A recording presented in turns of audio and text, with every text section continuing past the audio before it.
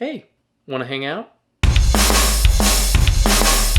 Guys, what is going on? We are now over halfway through the year 2016. Can you believe it? I figured this was a pretty good opportunity to kind of share what my 5 most anticipated games coming out the rest of this year are going to be. In no particular order, I'm going to start it off with Dishonored II.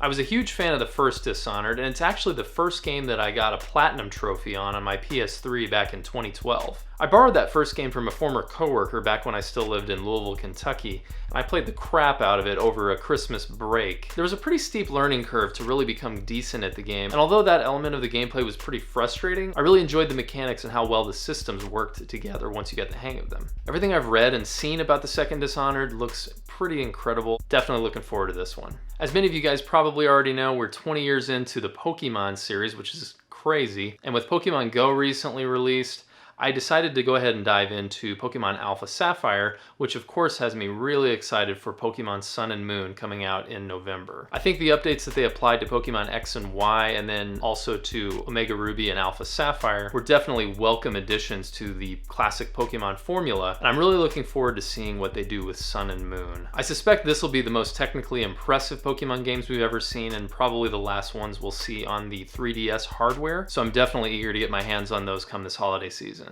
The third game I'm most looking forward to is a little bit of an oddity with respect to these other games I'm mentioning here because I won't be able to play it on my PS4. It's only coming to Xbox One and PC. And that game is Cuphead. I've been casually following the news updates here and there of this game as they've become available, and I think like many others I was immediately attracted to the art style. It looks like a classic Disney cartoon from the very early days of Mickey Mouse and even Steamboat Willie, but with color. It originally seemed like the game was comprised largely of boss battle after boss battle. So from what I've read, they've kind of gone back to the drawing board on the development team and have added platforming elements. Some of the gameplay I saw even looked kind of like Mega Man or Contra.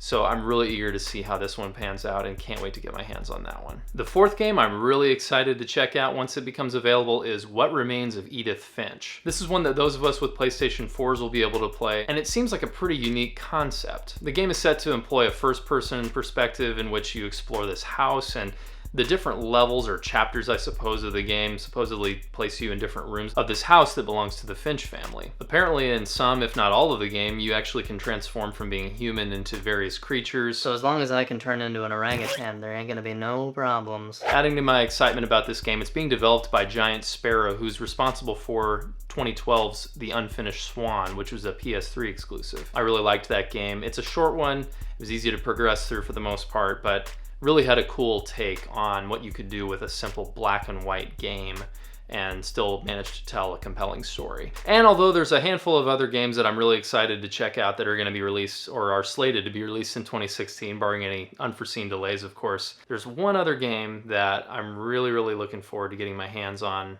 again, because it's a remaster. I know, those are all too common these days, as we all know. And that game is Skyrim Special Edition. Like I'm sure many of you guys did, I played the crap out of Skyrim back when it came out in 2011. I played it again some more when I got my hands on the Legendary Edition for PC. And I would be a liar if I said I didn't want to get my hands on the PS4 and or PC copies when they come out later this fall. On the one hand, it's only been 5 years since Skyrim came out, but on the other hand, it's been 5 years since Skyrim came out, and technology changes.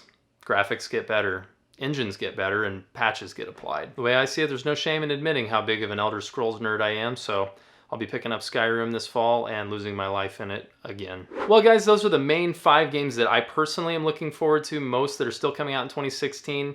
There are obviously hundreds, literally hundreds of other games coming out this year. So be sure to let me know in the comments what games you are most excited for in 2016. Thank you so much for watching this video. My name is Chris, and if this is your first CrossChop video and you liked what you saw, please subscribe. Thanks so much for hanging out at CrossChop today, and as always, play heavy.